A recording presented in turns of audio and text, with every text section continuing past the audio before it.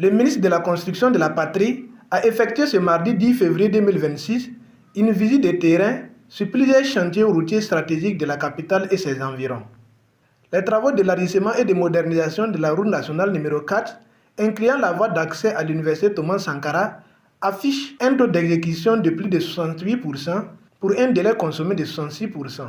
Lancé en février 2024 pour 3 ans, le projet prévoit une chaussée en 2x2 voies de 7,5 mètres de large de part et d'autre, ainsi que la réhabilitation du pont Massili. Dans le cadre de la dynamique que nous avons engagée de nous approprier des différents chantiers qui sont en cours au niveau du ministère en charge de la construction, particulièrement les chantiers routiers, nous avons fait aujourd'hui une sortie sur la voirie, les travaux de voirie principalement dans la ville de Ouagadougou. Donc nous avons commencé par la RN4, l'élargissement de la RN4 à la sortie route de Fada pour faire le point de l'état d'avancement des travaux. Donc là-bas nous avons marqué des arrêts pour en tout cas faire le point de certains points critiques que nous avons estimés un peu critiques. Et il s'agit notamment de la traversée de la voie de contournement où il y a un pont dalle qui est en construction. Et le niveau d'avancement, c'est qu'ils sont au niveau du coffrage de la dalle. Et on nous a en tout cas rassuré que la dynamique engagée permettra incessamment de pouvoir couler.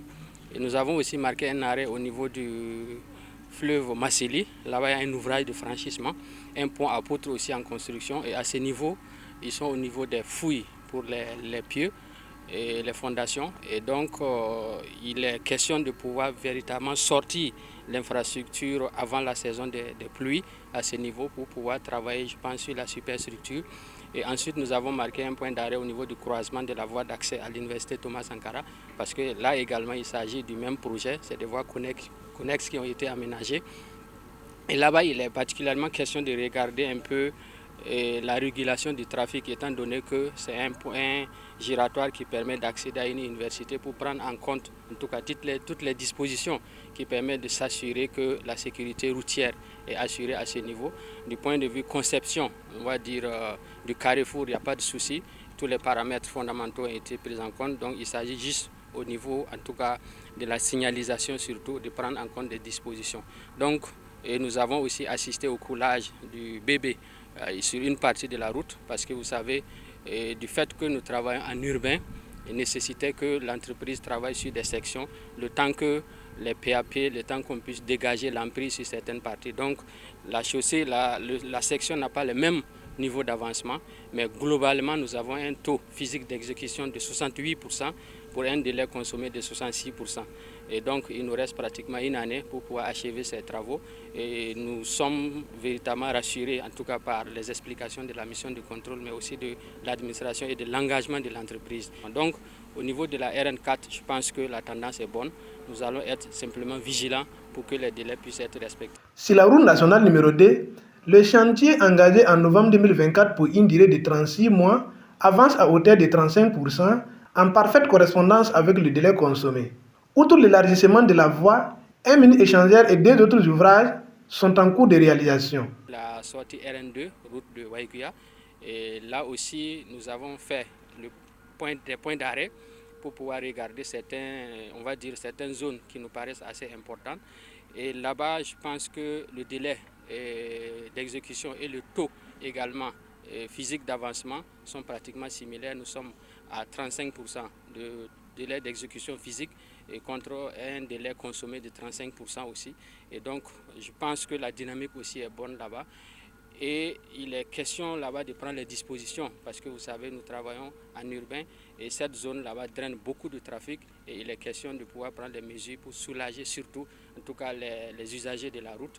Et l'entreprise travaille actuellement sur des contre-allées à l'effet de pouvoir achever ces contre-allées, basculer le trafic pour pouvoir travailler véritablement sur la chaussée. Les quartiers Yagma et Nagrin bénéficient également d'aménagements routiers avec un taux d'exécution physique estimé à 35%.